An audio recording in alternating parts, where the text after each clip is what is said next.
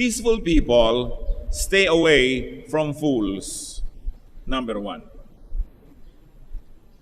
To stay away from trouble, you have to stay away from troublesome people. Proverbs 14 verse 7, stay away from a foolish man, and of course from a foolish woman. Proverbs 13:20, a companion of fools suffers harm. Gaano karaming problema ang napunta sa buhay natin dahil sumasama tayo, nakikibarkada, nakikilapit sa mga taong punong-puno ng foolishness ang kanilang mga gawa. Fools magnetize trouble. And so to be peaceful and to avoid trouble, avoid foolish people. Another way to have a peaceful life is to avoid being number one. It goes against the grain of common wisdom, if that can be called wisdom, because everybody wants to be number one. But look what happened to everybody else who wanted to be and who won and became number one. Did that really give them peace? And then everybody else who tried so hard and failed, did their trying give them peace? This is against common obsession. It is troublesome to achieve the number one position. Marami po mga tao na pahamak na ipinagbili ang kaluluwa, nakipag-away pati sa mga kaibigan at mga mahal sa buhay para lang number one. Not a few people courted hell just to be number one or to get close to being number one. Now, if it's so natural to you to be number one, if it's effortless, then it's all right. But for us to deprive ourselves of peace, of friendship, of relationships, and destroy everybody else who may get in the way just to be number one, it's not worth the trouble. It is troublesome to achieve it, and even more troublesome to keep it. Oras na naging number one ka na, ano nang gagawin mo ngayon para lang manatiling number one? You become jealous of everybody. You become destructive of everybody who comes close and who might threaten your number one position. And what happens when you become number one? You get isolated. That's the problem with those who are at the top. They get isolated. Even eagles who fly alone have to fly alone. And you know why eagles have to fly alone? Because they fly so high. Masyadong mataas ang lipad ng mga agila, ng mga lawin, kaya walang nakasasabay at lumilipad silang mag-isa. Mabuti pa yung mga maya-maya, mga bato-bato, tatalon-talon lang dyan, ang baba-baba ng lipad, maraming kasama. So, is it worth it to be number one? Mga nanay, mga tatay na halos magpakamatay at patayin ng anak para maging number one ang anak. Ano tuloy ng tingin ng anak sa lahat ng classmate? Competitor. Wala na siyang kaibigan. Lahat na lang gusto niya lagi maging number one. Yung mga sinikap lagi maging number one. Well, we are not diminishing the value of being number one in some important fields of life. But the truth is, what does it really give the winner?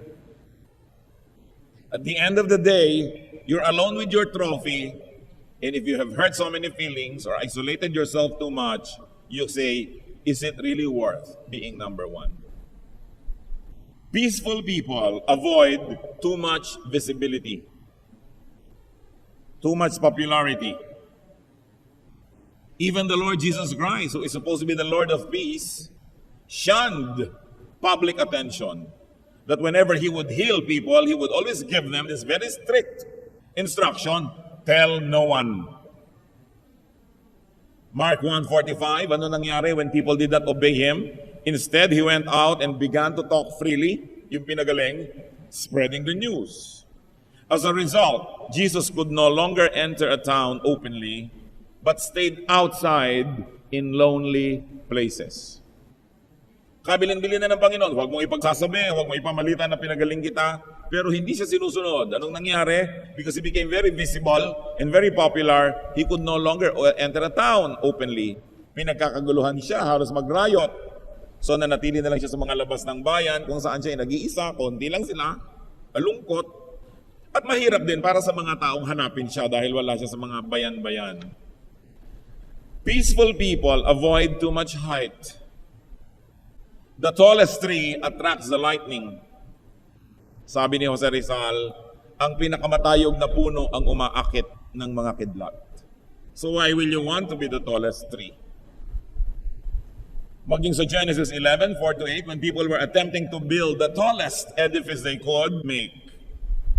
Then they said, "Come, let us build ourselves a city with a tower that reaches to the heavens, so that we may make a name for ourselves and not be scattered over the face of the whole earth." But the Lord came down to see the city and the tower the men were building. The Lord said, "If as one people speaking the same language, they have begun to do this, then nothing they plan to do will be impossible for them. Come, let us go down and confuse their language, so they will not understand each other." So the Lord scattered them from there over all the earth, and they stopped building the city. Kung sana naman ay gumawa na lang sila ng medium-rise tower, ng medium-sized city, hindi sana nila naakit ang negative attention ng Diyos. Pero sobra nilang gustong pagalingin ang kanilang sarili, sobra nilang maging makasarili at magsarili mula sa kalooban ng Diyos. So, pinaghiwa-hiwalay ang mga tao at natigil ang construction. Kapatid, ano po ang ginagawa ninyong tore ngayon na maaaring maglalayo at naglalayo lang pala sa inyo sa Diyos? Anong pangalan ng pilit yung pinapaganda at pinapataas at pinapaningning na yun pala hindi lang kaluguran ng Diyos, magiging dahilan pa para ka mapahiwalay, maging sa iyong pamilya, sa iyong mahal sa buhay? Gaano karaming tao ang sinikap na sumikat, yumaman, maging number one, pinakamataas, pinakakilala, and paid the premium of being separated from their loved ones? Kaya sinasabi natin, is it worth it? You want a life of peace? Do not try to be number one. Do not always try to be the tallest, to be the best. Because one, what will you get? You will only get enemies and jealousy. Because those that you beat will be jealous of you and they will do everything to beat you the next time. Bihira naman ang humahanga sa number one. Marami lang naiinggit. At maraming naghahangad. Kung nananahimik ang isang babae dyan, nananahimik ka, pero pag bigla ka naging binibining kangkungan 2006, ang daming DOM na maghahabol sa'yo. Kaya ang dami-daming beauty queen na laglag sa kamay ng mga dirty old men. Hindi nyo ba napapansin? Kung hindi sana sila naging mga beauty queen, baka matatahimik ang mga buhay. Is it really worth to be number one?